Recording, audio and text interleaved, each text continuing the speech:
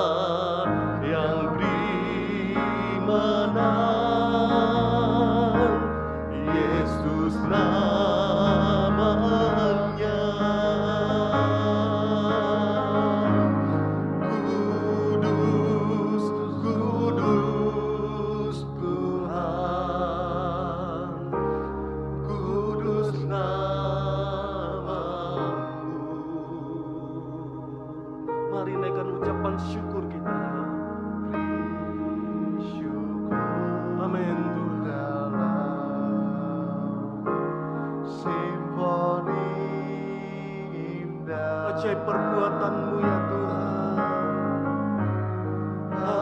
Ajaib, ajaib Tuhan, ajaib nama-Mu.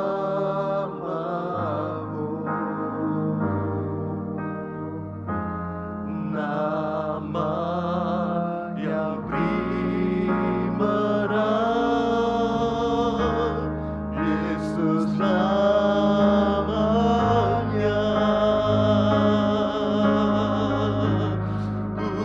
Kudus, kudus Tuhan, kudus nama-Mu. Ku beri syukur dalam simfoni indah. Ajaib, ajaib Tuhan, ajaib nama-Mu. Nama yang beri menang, Yesus namanya. Nama yang beri menang, Yesus namanya.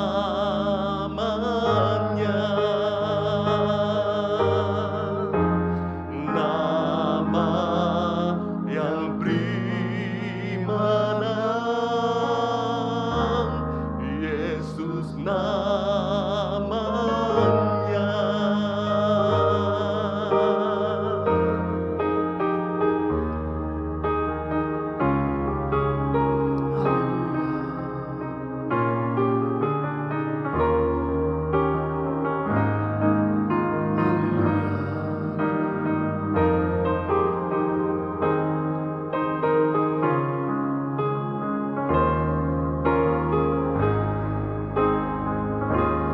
Mengalir kuasa dari tempat maha tinggi, Bapa kekal mulia, Kau hadir di sini, memulihkan hati, menyembuhkan yang terluka.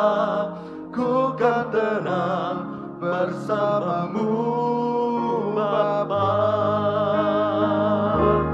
Mengalir kuasa dari tempat maha tinggi, Bapa kekal mulia, Kau hadir di sini, memulihkan hati, menyembuhkan yang terluka. Ku kan tenang bersama-Mu Bapa.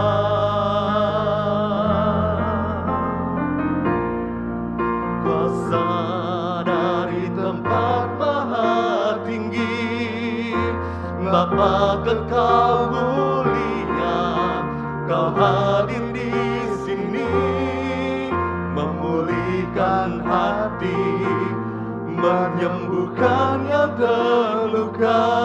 Ku kan tenang bersama-Mu Bapa. Mengalir kuasa dari tempat maha tinggi, Bapa kekal mulia, Kau hadir di sini, memulihkan hati, menyembuhkan yang terluka. Ku kan tenang bersama-Mu Bapa. Mengalir kuasa dari tempat maha tinggi, Bapa kekal mulia, Kau hadir di sini, memulihkan hati, menyembuhkan yang terluka. Ku kan tenang bersamamu Bapa. Ku kan tenang bersamamu Bapa. Ku kan tenang bersamamu Bapa.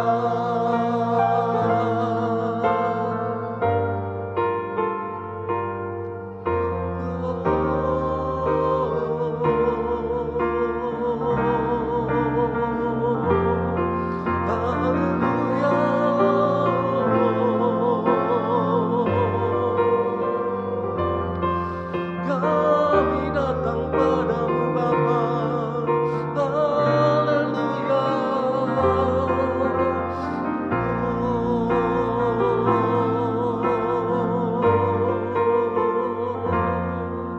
Kami datang padamu Tuhan.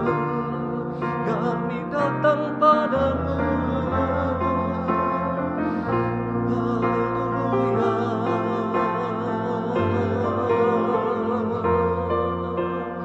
Ini hati kami.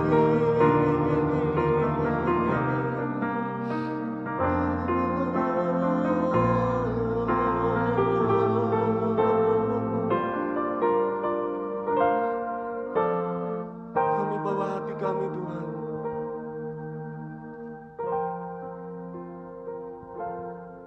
Biar Tuhan yang memulihkan setiap hati kami. Biar firman yang nanti kami dengarkan Tuhan boleh berbicara kepada kami Tuhan. Sebab itu Tuhan, kami bawa hati kami ini padamu Tuhan. Bentuk hati kami Tuhan. Bebat hati kami Tuhan. Lingkupi hati kami dengan kasih-Mu Tuhan. Sehingga perkataan firman-Mu boleh tinggal dalam hati kami.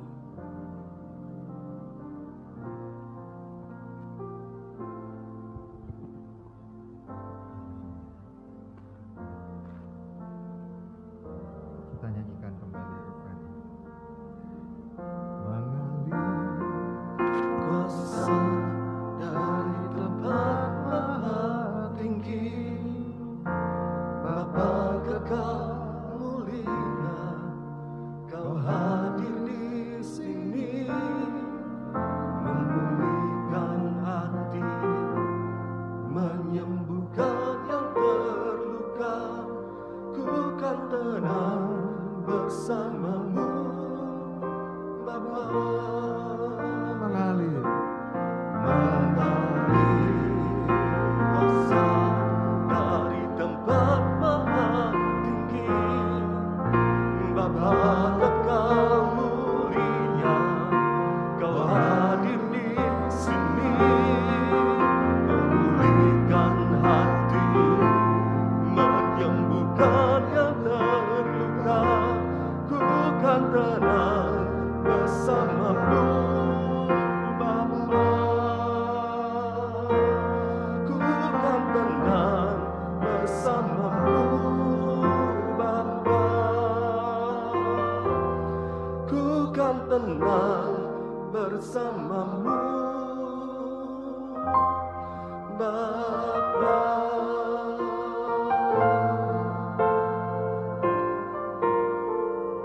syukur kepada Tuhan.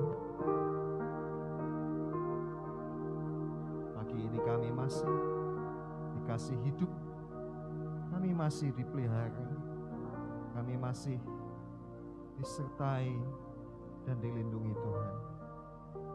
Kami sangat berterima kasih buat segala kebaikan dan juga segala rezeki yang telah Tuhan limpahkan kepada kami selama 1 minggu ini.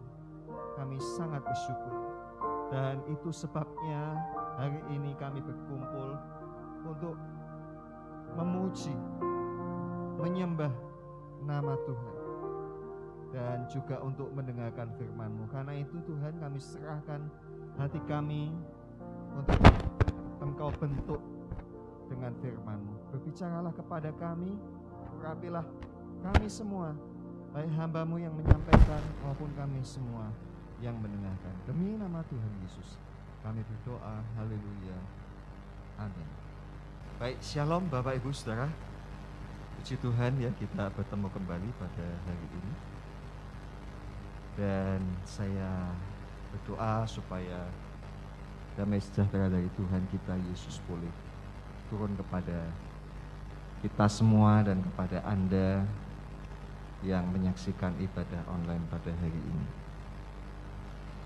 Bapak Ibu Saudaraku, kurang dari 2 minggu kita akan memperingati wafat Tuhan kita Yesus. Ya, dia berangkat ke kota Yerusalem untuk mati ya, di atas kayu salib menebus dosa kita semua ya. Dengan penuh gairah dan juga dengan semangat yang tinggi. Oleh karena cintanya kepada kita, Tuhan menuju ke kota Yerusalem. Walaupun Tuhan tahu ya, bahwa kalau dia ke sana, ke Yerusalem, dia akan menderita. Dia akan dihakimi, dia akan dijatuhi hukuman mati dengan cara disalib. Semuanya itu sudah dinubuatkan ya. Tetapi meskipun mengetahui hal itu, Tuhan tidak lari. Dia tidak lari menjauh dari kota Yerusalem, tapi justru datang menyongsong salib itu. Sekali lagi karena apa? Karena cintanya dan kasihnya kepada manusia. Karena cintanya sangat besar ya. Beberapa waktu yang lalu, ini sebuah contoh ya, beberapa waktu yang lalu di Tanah Mas atau di tempat-tempat tertentu banjir ya. Mungkin ada sanak famili kita yang pada waktu itu kebanjiran. Mungkin kita bertanya, di sana gimana? Aku tak ke sana apa gimana? Tapi yang di sana berkata, "Ndak usah, kamu ndak usah datang ke sini. Nanti kebanjiran, nanti malah mobilmu mogok atau kendaraanmu mogok." Ketika kita dikasih tahu itu, kemudian kita apa? Oh iya ya, nanti daripada saya susah, ndak usah ke sana. Ya, beberapa tahun yang lalu itu Tanah Mas juga pernah mengalami kebanjiran. Ya, tapi karena waktu itu ada mama saya di sana, saya berangkat ke sana untuk jemput beliau. Ya, dan karena waktu itu banjirnya itu ya, dari rumah sampai ke Jalan Hasanuddin itu tinggi ya. Saya waktu itu sempat gendong mama ya, karena apa? Kasihan kalau terus berendam di air ya.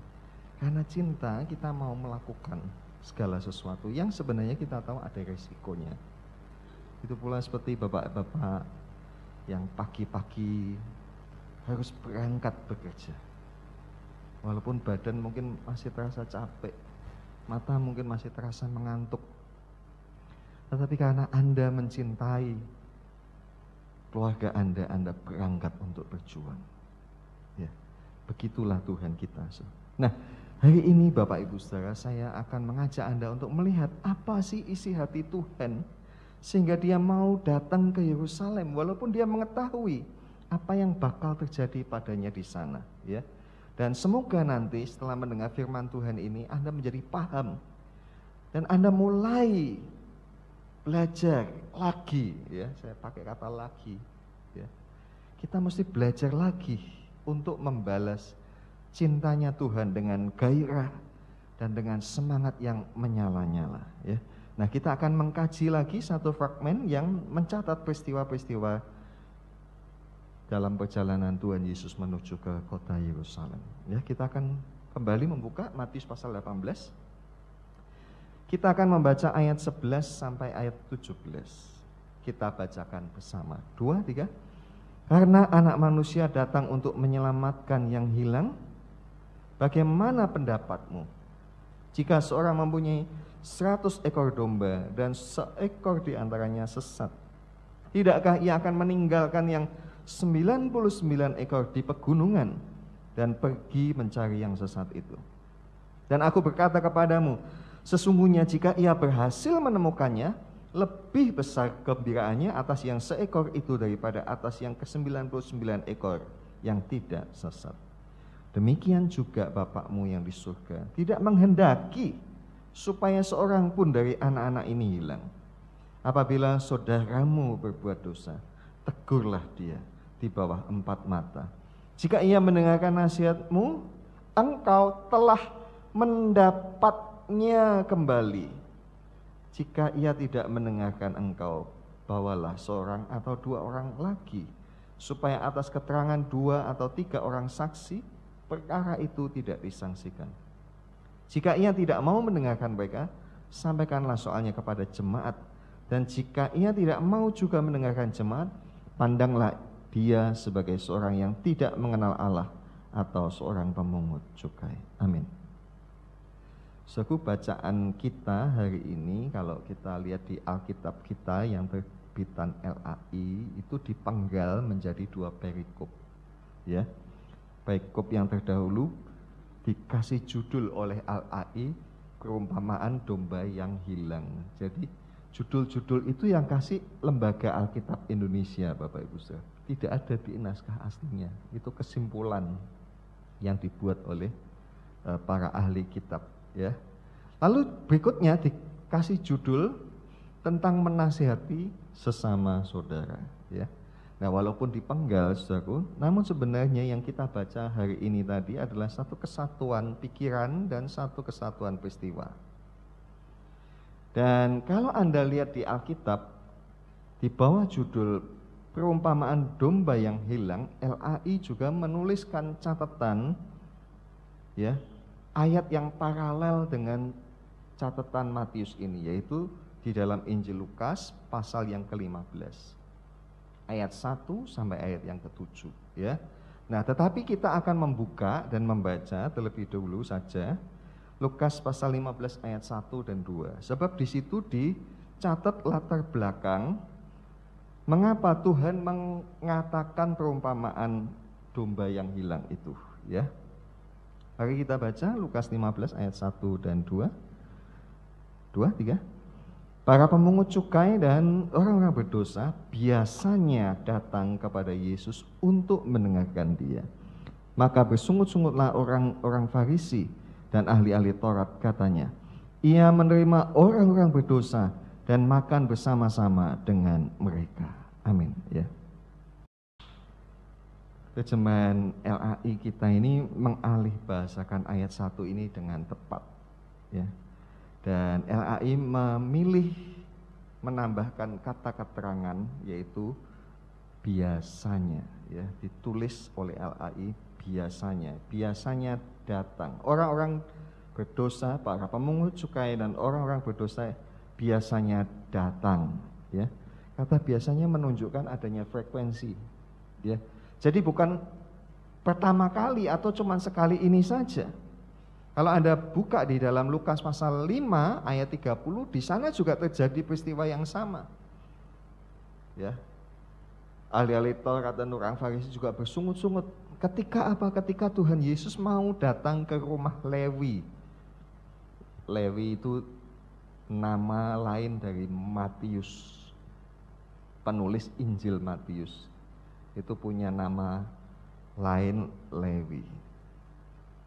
Ya, dia seorang pemungut cukai dan dia mengundang teman-temannya, dia mengundang juga ya mungkin orang-orang ya yang sepergaulan dengan dia. Ya, karena dia ini seorang pejabat begitu ya, pemungut cukai, duitnya banyak, mungkin juga dia seorang yang suka pesta, bahkan mungkin dia suka juga memberikan bukan hanya jamuan tetapi juga memberikan layanan-layanan perempuan-perempuan, sehingga yang datang di situ adalah orang-orang berdosa. Dan ini menjadikan sesuatu yang dianggap aneh, ya, dianggap aneh. Kenapa? Karena orang Farisi dan ahli Taurat itu mereka tidak senang dengan orang-orang yang dianggap hidupnya ini penuh dengan maksiat. Mereka bahkan mungkin mengusir atau mereka akan berpindah bila ada orang-orang yang mereka anggap pembuat maksiat ini datang mendekat. Bahkan mungkin mereka sudah membuat fatwa, orang-orang yang seperti ini najis untuk didekati. Bahkan seandainya ada di antara mereka yang tertangkap basah melakukan dosa, ya, mereka mempunyai fatwa bahwa orang-orang itu halal darahnya untuk dirajam sampai mati. Ya, pernah ada peristiwa seorang perempuan tertangkap basah, ya, sedang berbuat dosa, dan dibawa, diseret menghadap ke Tuhan Yesus. Ya. Nah, tapi ketika mereka melihat Tuhan Yesus tidak melakukan seperti yang biasa mereka lakukan, tetapi Tuhan Yesus justru membiarkan orang-orang itu datang mendekat. Bahkan bayangkan, Tuhan Yesus pada waktu itu bukan hanya sedang mengajar, tetapi Tuhan Yesus dikatakan makan bersama dengan mereka. Mungkin jadi yang dilakukan Tuhan Yesus itu sambil khotbah ya sambil makan begitu ya. Yang buat kita orang gereja itu suatu hal yang kita anggap pasti tidak patut. Ya, coba misalnya saya khotbah di sini lalu ada yang makan snack atau makan roti di sini, kita akan pandang apa? Suatu hal yang aneh, ya. Tetapi itu yang terjadi pada waktu itu. Sehingga ketika mereka melihat Tuhan Yesus melakukan hal itu, orang-orang Farisi dan ahli Taurat ini mulai berbisik-bisik, berkasak kusuk. Dalam bahasa Inggris dipakai kata murmur. Murmur itu ya bisik-bisik itu. Rasan-rasan orang saya bilang. Ya. Dan karena mengetahui mereka ini berbisik-bisik, Tuhan kemudian mengatakan perumpamaan tentang domba yang hilang. Nah, perumpamaan domba yang hilang ini sebenarnya bukan cerita yang baru buat orang Israel. Buat kita sih baru ya. Tapi buat orang Israel itu tidak baru. Karena apa? Karena mereka mengenal cerita itu dari nenek moyang mereka sebagai cerita tradisi yang mengisahkan alasan mengapa Tuhan memilih Musa untuk menjadi pemimpin Israel. Jadi saudaraku, orang Israel atau orang Yahudi itu punya tradisi atau kewajiban, kebiasaan untuk membaca kitab Taurat 1 minggu 3 kali. Biasanya kalau menurut nama hari kita itu mereka lakukan pada hari Senin, kemudian hari Kamis, dan hari Sabtu. Ya, mereka membaca 5 kitab Taurat itu dalam 1 minggu 3 kali. Ya, mulai dari kitab Kejadian, Keluaran, Imamat, Bilangan, Ulangan. Nah, kisah domba yang hilang ini, ya, itu dilatar belakangi dengan adanya cerita, ya, tafsiran tentang mengapa Tuhan memanggil atau memilih Musa untuk menjadi pemimpin bangsa Israel pada waktu itu. Ya, kita dapat membacanya dalam kitab Keluaran. Ya, di dalam pelariannya ke tanah Midian, Musa kemudian menjadi menantu seseorang yang bernama Yitro. Dan ketika dia menjadi menantu Yitro ini, Musa bekerja sebagai gembala. Ya, dia menggembalakan kambing domba. Dan satu kali, ya, ada satu anak domba yang lari keluar dari kawanan. Ya, mengetahui hal itu, Musa kemudian mengejar anak kambing domba itu dan kemudian menemukannya. Ya, anak domba itu ternyata sedang minum di satu tempat yang teduh. Musa tidak menjadi kesal dan menjadi marah karena anak domba ini lari. Karena apa? Karena dia menemukan ternyata anak domba ini sedang minum. Dia berpikir anak domba ini pasti sedang kehausan. Ya, maka dia mencari minum. Ya, walaupun sebenarnya ya Musa pasti capek juga. Ya, seperti tadi kita baca. Ya, ada satu domba ya hilang, yang 99 ditinggalkan di pegunungan. Artinya nyarinya sampai kemana? Sampai turun gunung. Ya, kalau kita bacakan tadi begitu. meninggalkan yang 99 di pegunungan. Dia turun. Ya, tentunya capek ya. Tapi Musa tidak jadi emosi, tidak jadi kesal begitu ya. Tetapi justru dia kasihan. Bahkan karena saking kasihannya, pulangnya Musa menggendong anak domba itu kembali kepada kawanan domba-domba yang lain. Nah, itu cerita tradisi. Jadi saya tulis dengan kata konon. Karena hatinya Musa yang seperti itulah, maka Tuhan memilih Musa untuk menjadi pemimpin bangsa Israel. Dan kalau kita belajar Alkitab, memang banyak hamba-hamba Tuhan yang dipanggil Tuhan itu backgroundnya, latar belakangnya, profesinya adalah gembala. Ya, seru. Jadi dari perumpamaan tadi Tuhan mau mengingatkan orang-orang Farisi dan ahli-ahli Taurat. Mereka diingatkan kepada Musa, guru mereka. Mereka menganggap Musa ini guru besar. Jadi mestinya sebagai murid-murid Musa, mestinya mereka mempunyai hati yang sama dengan Musa, yaitu hati seorang gembala yang mencari domba yang hilang. Dan melalui perumpamaan itu juga Tuhan berkata kepada orang-orang Farisi dan ahli-ahli Taurat ini bahwa orang berdosa itu adalah domba-domba yang tersesat dari orang-orang Israel. Ya, mereka ini mestinya dicari sampai ketemu dan tidak dibiarkan hilang, bahkan mati diterkam oleh serigala.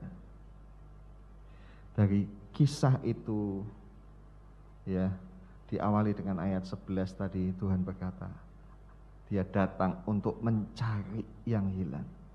Sekarang kita mengerti, ternyata isi hatinya Tuhan itu adalah cinta dan kasih kepada orang-orang berdosa. Ya, yang justru kadang-kadang disalah mengerti. Ya, apalagi oleh orang-orang yang merasa sudah dekat sama Tuhan, ya, sudah banyak doa, banyak melayani, banyak korban. Mereka merasa merekalah yang paling disayang oleh Tuhan. Dan mereka berpikir orang berdosa pasti dibenci sama Tuhan. Tetapi tidak. Tuhan itu hatinya penuh cinta dan kasih kepada orang-orang berdosa. Itu sebabnya Tuhan berangkat ke Yerusalem, meskipun dia tahu kalau ke sana dia pasti akan menderita, dia pasti akan ditangkap dan dihukum mati dengan cara disalib. Semua nabi sudah menuliskan hal itu. Ya. Tetapi puji Tuhan, ya. Haleluya. Tuhan kita Yesus adalah Tuhan yang mengasihi orang-orang berdosa. Dan di antara semua orang yang berdosa itu terdapat saya dan juga Anda. Ya. Kita adalah orang-orang berdosa yang dikasihi oleh Tuhan. Saudaraku, firman Tuhan berkata kita ini seperti domba, domba yang tersesat. Ya, kita pergi jauh memisahkan diri dari penggembalaan Tuhan. Kita suka pergi melangkah jauh keluar dari hadirat Tuhan. Untuk apa? Seperti domba tadi, untuk memuaskan nafsu. Mencari apa yang kita suka. Dan kita tidak sadar bahwa ketika kita melangkah jauh dari hadirat Tuhan, sebenarnya kita terancam binasa. Tapi puji Tuhan, Tuhan itu datang untuk mencari dan menyelamatkan orang berdosa, termasuk menyelamatkan kita. Ya. Jadi saudaraku, Tuhan bukan hanya menegur orang Farisi dan ahli Taurat saja melalui perumpamaan tadi, tetapi Tuhan juga sedang bicara kepada kita. Ya. Dia tunjukkan kepada kita isi hatinya. Dan Tuhan menghendaki agar kita juga mempunyai hati sama seperti hatinya Musa. dan sama seperti hatinya Yesus. Hati yang ingin menyelamatkan orang-orang berdosa. Orang-orang berdosa itu ibarat domba-domba yang tersesat. Mereka ini adalah jiwa-jiwa yang mestinya dicari dan dibawa pulang. Orang-orang berdosa ini mestinya didekati untuk diajak kembali kepada persekutuan bersama dengan Tuhan, Gembala kita. Bukan untuk dijauhi, dimusuhi, dihakimi, apalagi dibinasakan. Saudaraku, kita perlu mencatat apa yang kita bicarakan pagi ini memang berbeda konteksnya dengan yang dikatakan Paulus di dalam surat 1 Korintus. Dia berkata bahwa pergaulan yang buruk merusakkan kebiasaan yang baik. Ini beda konteks. Yang dikatakan Paulus itu benar. Ya, dan berlaku bagi orang-orang yang belum bisa menjaga dirinya, belum bisa menjaga hidup rohaninya sendiri. Ya, kalau kita baca surat Korintus itu di pasal yang ketiga ditulis orang Korintus ini disebut orang-orang duniawi. Kenapa? Karena di antaranya mereka masih berselisih, bertengkar, dan sebagainya, dan sebagainya. Jadi walaupun jemaat Korintus orang-orang hebat, orang-orang pintar, ya, punya intelektualitas tinggi, tetapi mereka adalah orang-orang yang hidupnya masih duniawi. Mereka masih kanak-kanak di dalam kerohanian. Dan mereka masih mudah untuk mengikuti kebiasaan-kebiasaan yang tidak baik. Nah, kepada mereka itulah Paulus berkata, pergaulan yang buruk merusak kebiasaan yang baik. Tetapi orang-orang yang sudah dewasa rohaninya, orang-orang yang sudah bisa mandiri, seperti yang berkali-kali saya katakan, seperti minggu lalu saya katakan, kita mesti bertumbuh, kita mesti mandiri ngurusi rohani kita. Kita mesti punya kesadaran bahwa kita butuh Tuhan. Setiap hari kita mesti sadar bahwa kita harus berdoa. Kita mesti punya kesadaran bahwa setiap hari kita harus membaca firman-Nya. Kalau kita melakukan ini semua secara mandiri, tanpa harus saya dorong-dorong, tanpa harus saya ingat-ingatkan, walaupun saya tetap harus memfasilitasi Anda, harus tetap melayani Anda, menyediakan bacaan dan renungan yang mudah untuk Anda pelajari, tetapi Anda mesti punya keinginan untuk dapat bertumbuh dan menjaga hidup rohani Anda sendiri, untuk dapat hidup benar sesuai dengan firman Tuhan, untuk selalu bersekutu dengan Tuhan. Nah, orang-orang yang demikian ini punya kewajiban untuk apa? Untuk menunjukkan jalan yang benar kepada orang yang berdosa. Maka keliru kalau orang-orang yang demikian ini justru membuat pagar yang eksklusif. Keliru kalau melarang orang-orang yang berdosa untuk bertobat. Ya. Tadi kita membaca orang-orang pemungut cukai, orang-orang berdosa, mereka ini ingin datang mendekat kepada Yesus. Mereka membawa diri mereka datang untuk apa? Mendengar apa yang dikatakan Tuhan. Dan lihat apa yang Tuhan lakukan. Tuhan tidak menolak. Tuhan membuka diri mereka. Tuhan membuka diri kepada mereka. Ya, mereka boleh datang. Mereka boleh mendengar ajarannya. Bahkan Tuhan mau makan bersama dengan mereka. Ya, ini dalam tradisi budaya Yahudi, orang itu tidak diajak makan kalau tidak dianggap layak. Ya. Jadi Tuhan mau makan itu artinya Tuhan menganggap orang yang diajak makan itu layak. untuk duduk bersama sehidangan dengan Dia. Ya. Nah karena itu saudaraku,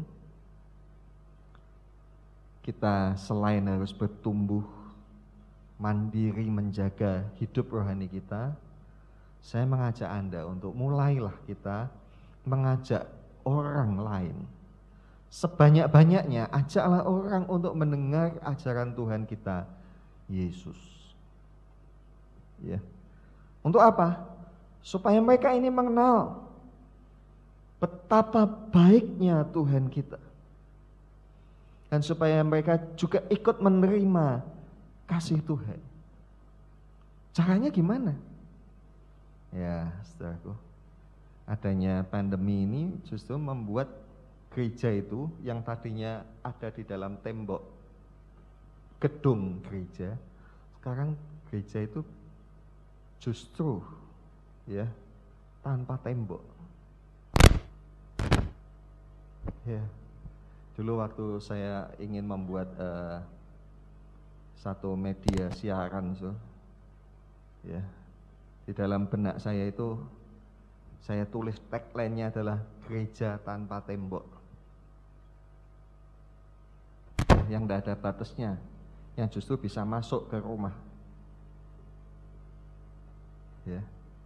Nah dengan adanya pandemi ini, ibadah online itu sebenarnya ya memang ada plus minusnya ya. Kita merasakan memang kekurangan daripada ibadah online ya, seperti yang Anda rasakan sehingga Anda datang pada hari ini. Kenapa? Karena kalau online kan terganggu ya. Lagi dengerin khotbahnya, lihat khotbahnya, ada WA masuk, terganggu. Ya, nanti baru mau konsentrasi anaknya rewel. Ya. So, kita yang terbiasa fokus menjadi bias. Tapi tahu enggak, suku ya, mereka-mereka yang boleh dikatakan belum menjadi Kristen secara ofisial, secara resmi, atau mereka yang dulunya Kristen tetapi karena mereka kemudian harus meninggalkan kekristenan karena alasan-alasan tertentu, jiwa mereka yang haus itu justru pada saat-saat ini dijangkau oleh Tuhan lewat ibadah-ibadah online. Ya, saudaraku. Dan ada juga ya orang di dekat kita ini, saudaraku, yang memang dia tidak mungkin datang ke tempat ini. Dia bisa ngikuti ibadah lewat siaran online kita. Ya. So, karena itu saya mengajak Bapak Ibu Saudara, ya, bagikanlah rekaman khotbah-khotbah kita ini. Ya, share link YouTube kita ini kepada mereka. Ya. Kalau Anda mungkin pasang status WA atau mungkin status apalah di Facebook atau apalah ya. Sekarang ini kan banyak media sosial. Cobalah bagikan ayat-ayat firman Tuhan tentang anugerah keselamatan, tentang korban Yesus, tentang kesembuhan mungkin, tentang mujizat. Ya.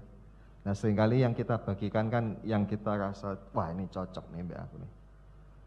Ya. Tuhan memberkati aku, itu Anda bagikan. Tapi coba bagikan yang lain-lain juga. Ya. So. Bagikan juga lagu-lagu pujian. Ya. Banyak orang memandang negatif tentang media-media sosial. Tetapi juga banyak orang justru menggunakan media sosial itu untuk membagikan firman. Ya. Saya lihat juga ada itu pendeta-pendeta yang bikin konten-konten di TikTok, di snack video, ya, karena mereka punya waktu atau punya sumber daya orang ya yang bisa diajak untuk membuat begitu. Ya. Dan sedikit banyak itu adalah benih-benih yang ditabur. Ya, saudara. Maka apa yang perlu kita lakukan? Ya kita jangan menghakimi. Orang berdosa itu jangan dihakimi.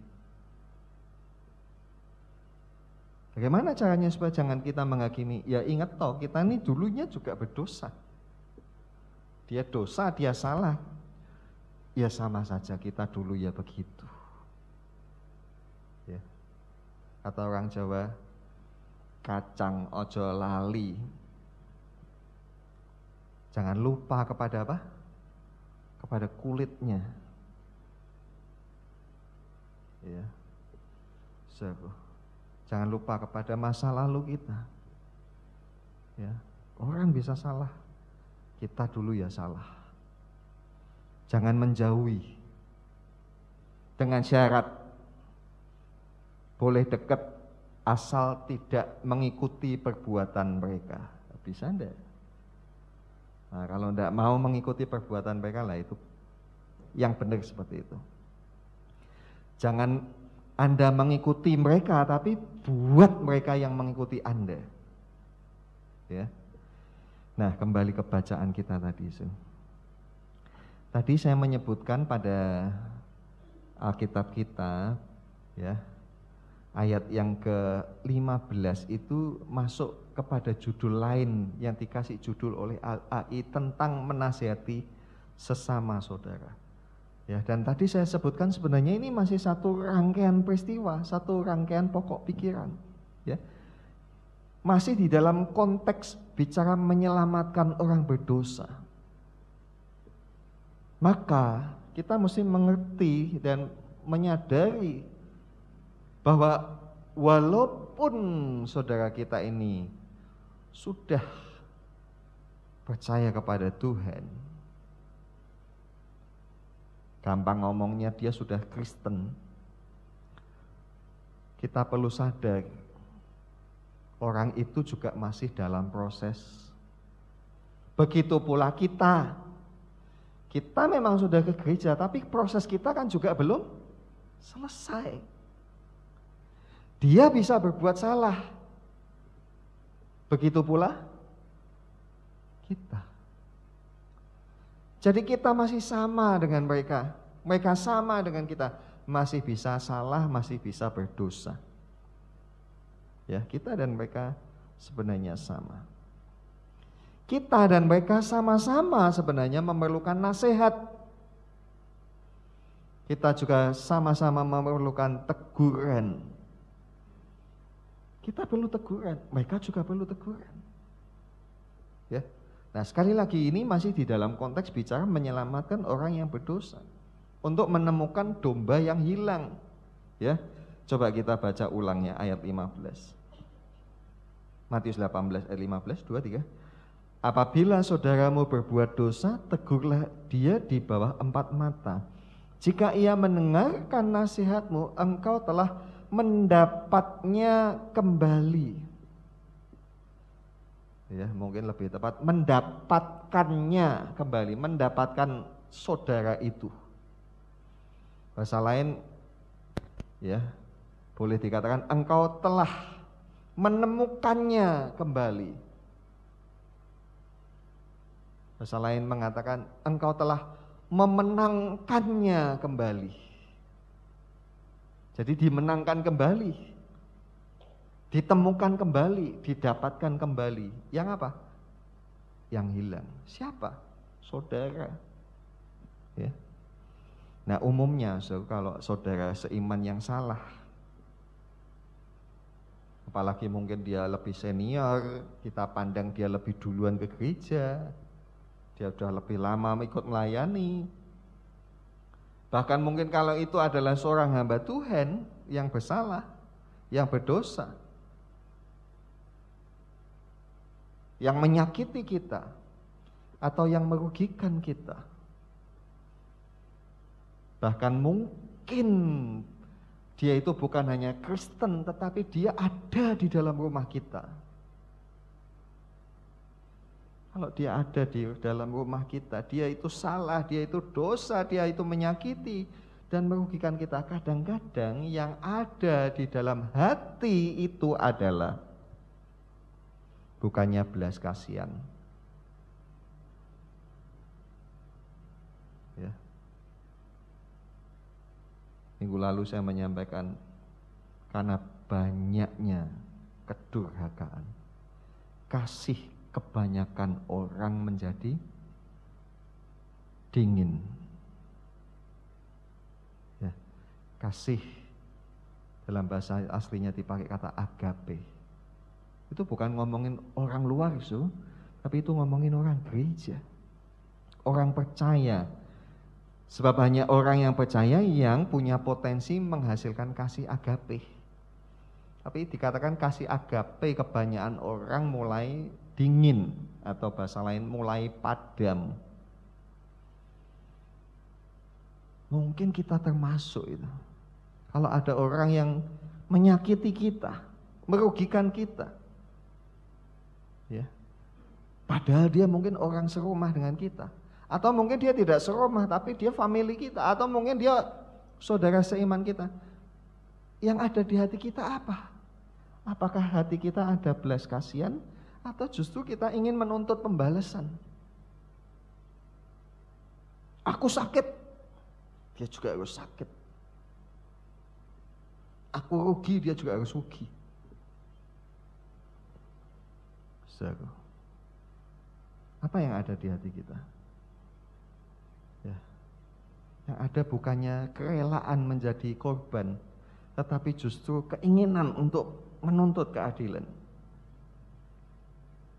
Yang ada bukannya ingin saudara itu bertobat.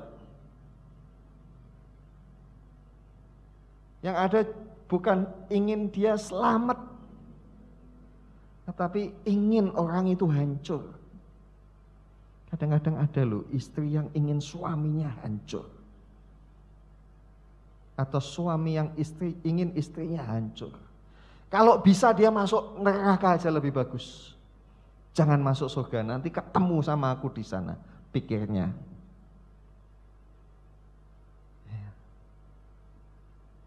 Jangan-jangan orang yang punya pikiran begini malah yang masuk neraka. Ya. Saudaraku, hari ini kita belajar tentang isi hati Yesus. Hatinya berisi cinta dan kasih kepada orang berdosa. Bahkan cinta dan kasihnya itu juga tersedia bagi orang-orang yang mengingini dia disiksa. Ya, orang-orang yang beberapa hari sebelumnya mengagung-agungkan dia dengan teriakan Hosana, Hosana. Tetapi beberapa hari kemudian orang-orang itu berkata, salibkan dia, salibkan dia. Ini tukang demo bayaran zaman dulu udah ada.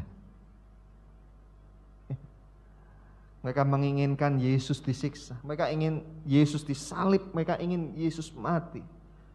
Tentang mereka itu kata Yesus kepada Bapa apa? Mari kita baca ayat yang luar biasa. Kata-kata yang luar biasa. Yang juga dikagumi sebenarnya oleh orang-orang dunia. Kita baca ya Lukas 23 ayat 34. 2, 3. Yesus berkata, "Ya Bapa, ampunilah mereka, sebab mereka tidak tahu apa yang mereka perbuat." Bapa, ampunilah mereka, sebab mereka tidak tahu apa yang mereka perbuat. Saudara-saudaraku, saudara-saudara adalah murid-murid dari Tuhan Yesus. Engkau adalah murid Tuhan. Karena itu marilah kita sama-sama mengikuti teladan dari Tuhan dan Guru kita. Mari kita menjadi sama seperti Dia. Kita yang telah menerima cintanya dan kasih-Nya. Mari kita juga belajar untuk menyatakan cinta dan kasih kita kepada saudara-saudara kita. Bahkan mungkin saudara itu ada di rumah. Mereka ini perlu untuk dimenangkan. Mereka ini perlu untuk diselamatkan. Mereka ini perlu untuk ditemukan dan dibawa pulang. Apa yang harus kita lakukan? Yang pertama, belajarlah mengucapkan doa Yesus. Ya, nah supaya bisa mengucapkan ya apalin deh. Nggak harus sampai titik komanya lah. Kalau dulu saya sekolah Alkitab suruh ngapalin sampai titik komanya. Ini nggak usah sampai titik komanya deh. Diskon. Hafalkan kata-katanya saja. Bapa, ampunilah. Ampunilah dia karena dia tidak tahu apa yang diperbuat. Ya. Belajar mengucapkan doa ini. Ya. Dan yang kedua, relakan dirimu menjadi korban. Sebab faktanya engkau sudah dikorbankan mungkin. Faktanya engkau sudah jadi korban. Relakan dirimu disakiti. Karena faktanya engkau memang sudah disakiti. Relakan engkau dirugikan. Karena faktanya memang engkau sudah dirugikan. Sudah rugi, sudah sakit, sudah jadi korban. Sekarang tinggal direlakan saja. Ya, lepaskan saja. Kenapa? Sebab Bapak kita di surga mencari memang orang-orang yang rela menjadi korban. Orang-orang yang rela menjadi martir. Menjadi martir untuk keagungan kerajaannya. Sebab kerajaannya adalah kerajaan yang penuh dengan kasih. Dan Bapak Ibu Saudara, mungkin Anda berkata, wah angel Pak. Kalau Anda berkata begitu, Anda mengakui kemarin Anda gagal.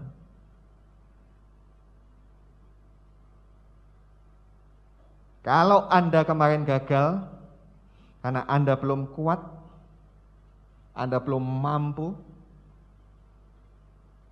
maka pagi ini saya katakan, yuk kita doa. Berdoalah. Dan ayo kita coba lagi. Kita mesti coba. Coba untuk mengampuni. Coba untuk berdoa seperti Yesus. Kita mesti coba lagi untuk merelakan. Kadang-kadang iblis itu memang menggelitik kita, mengingatkan kita kepada ingatan-ingatan yang menyakitkan. Ya, maka bahaya tengok-tengok itu bahaya. Tengok-tengok ini bahasa Jerman. Tahu ya, tengok-tengok. Bengong itu bahaya. Tidak ada kerjaan itu bahaya. Bisa, nah ini bahasa Jerman lagi, ngerambiang. Ingat. Nah kalau ingat Anda mesti katakan, Bapa ampunilah dia. Karena dia tidak tahu apa yang dia lakukan. Dan katakan, aku rela Tuhan, aku rela Tuhan. Enggak apa-apa. Yang penting aku enggak kehilangan Engkau Tuhan. Kita mesti mencoba lagi. Mencoba lagi. Sampai akhirnya kita semua benar-benar menjadi serupa dan segambar dengan Tuhan kita Yesus Kristus. Kiranya Tuhan menolong kita semua. Sampai akhirnya kita menjadi sama dengan Dia. Kita bisa, mampu mengasihi orang yang berdosa. Amin. Kita datang pada Tuhan. Bapa karuniakan sebuah hati. Mari kita berdiri.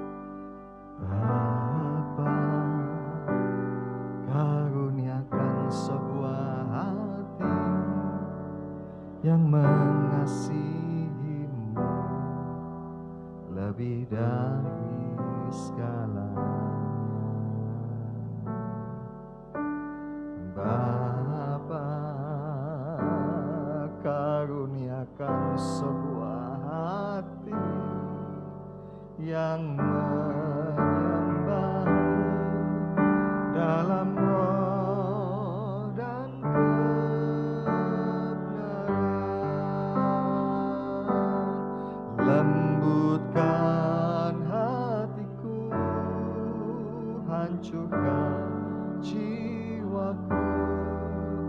Hidupkanlah aku sesuai dengan firman-Mu. Bentuklah hidupku, inilah doaku, sampai hati Yesus. Lembutkan hatiku, lembutkan. Angkat tangan kita, saudaraku.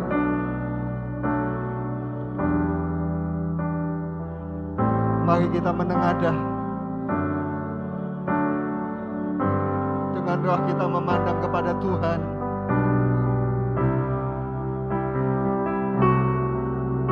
Inilah doaku sampai hati. Sekali lagi, lembutkan hatiku.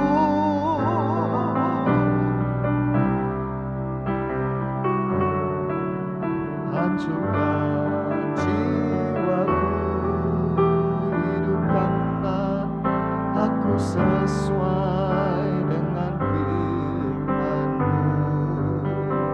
Bentuklah hidupku, sampai hati Yesus.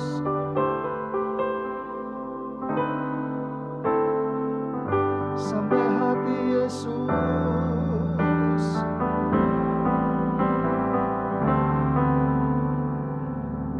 Sampai hati Yesus. Hidupku.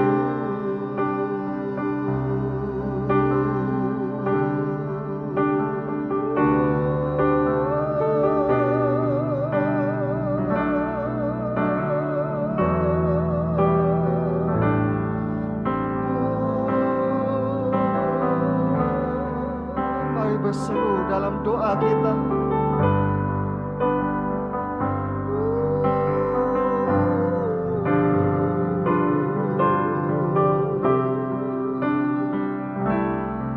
Kiranya cinta dan kasih Tuhan kita Yesus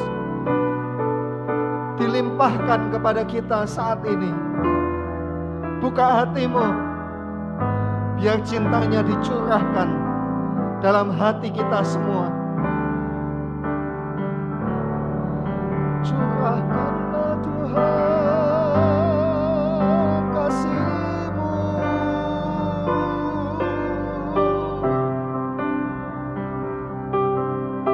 Kalau pagi ini engkau teringat kepada 1-2 orang yang menyakiti, yang merugikan, yang membuat hidupmu susah, mari belajar seperti Yesus. Katakan kepada Bapa, Bapa ampuni dia. Ampuni dia. Karena dia tidak tahu apa yang dia lakukan.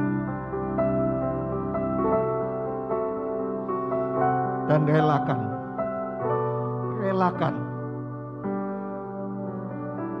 Lepaskan pengampunanmu juga kepada dia. Lepaskan pengampunanmu untuk dia. Dia domba yang hilang. Dia jiwa yang tersesat. Dia perlu untuk diselamatkan. Jangan menginginkan hidupnya menjadi susah. Jangan menginginkan dia mati binasa. Tapi inginkan dia selamat, bertobat, berubah, dipulihkan dan diberkati. Maka hatimu sama seperti hati Yesus.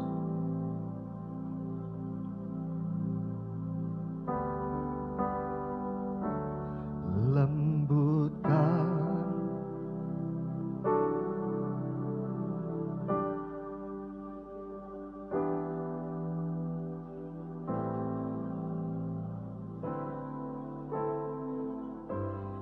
Yes, amin saudara.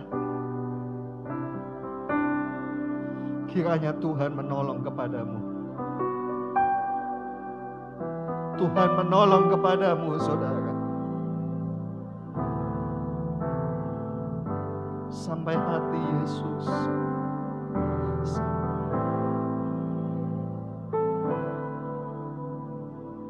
Sekali lagi, sampai hati Yesus.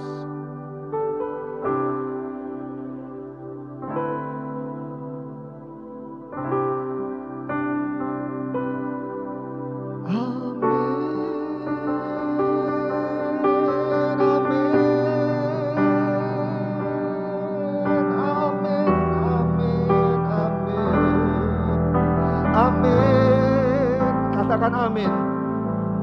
Amin. Amin Tuhan.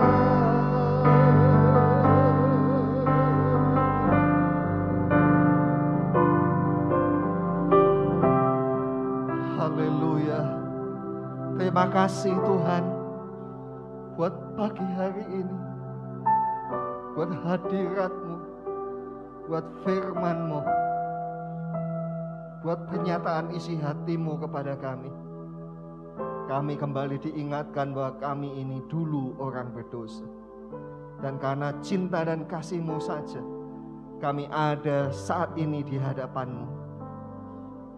Kami ada dan boleh memanggil Engkau sebagai Bapa. Hanya karena kasih dan cinta-Mu, pengorbanan-Mu bagi kami. Karena itu Tuhan, ajak juga kami untuk menjadi sama seperti Engkau. Beri kami hati yang juga ingin orang-orang, jiwa-jiwa yang berdosa itu diselamatkan. Beri kami hati Tuhan untuk berbagi pengenalan kami akan Engkau sebagai Juru Selamat. Biar mereka juga mengenal Engkau, mereka juga menerima penebusan yang telah Engkau lakukan. Terima kasih Tuhan. Dan terus didik kami supaya hati kami menjadi sama seperti hati Tuhan. Terima kasih Bapa. Kami persembahkan hidup kami kepada Tuhan. Kami persembahkan hati dan pikiran kami. Saat ini kami mau mengikuti kehendak dari perkataan-perkataan. Terima kasih Bapa. Dan sekarang Tuhan, kami juga mempersembahkan segala persembahan keuangan kami, juga persepuluhan untuk kemuliaan nama-Mu. Biar melalui segala persembahan kami ini banyak orang diberkati dan banyak orang bersyukur memuliakan nama Tuhan. Terima kasih Bapa. Sekarang Tuhan, ulurkanlah tangan-Mu ke atas kami semua dan berkatilah kami. Bapak, Ibu, dan saudaraku, sekarang terimalah dari Bapa kita berkat, rahmat, pertolongan, kekuatan, kesehatan, dan kesembuhan bagi Anda yang sakit. Dan juga marilah kita selalu hidup dalam kasih Tuhan Yesus dan penyertaan Roh Kudus. Damai dipenuhkan pada kita selalu. Apa yang kita kerjakan dibuat berhasil. Terima kasih Bapa. Kami terima dengan iman dan ucapan syukur. Dalam nama Tuhan Yesus Kristus. Haleluya. Amin. Kita nyanyikan bersama-sama.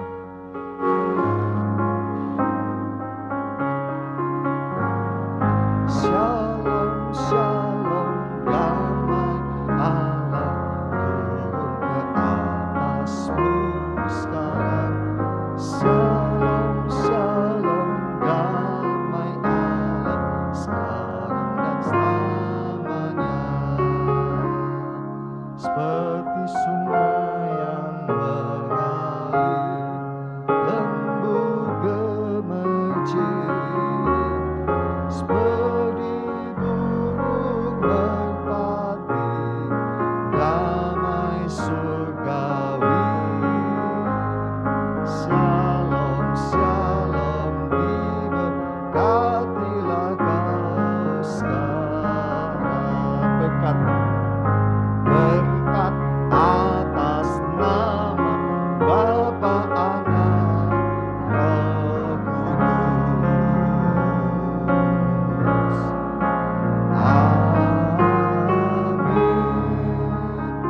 Puji Tuhan, Tuhan Yesus memberkati kita semua. Sampai bertemu pada ibadah selanjutnya.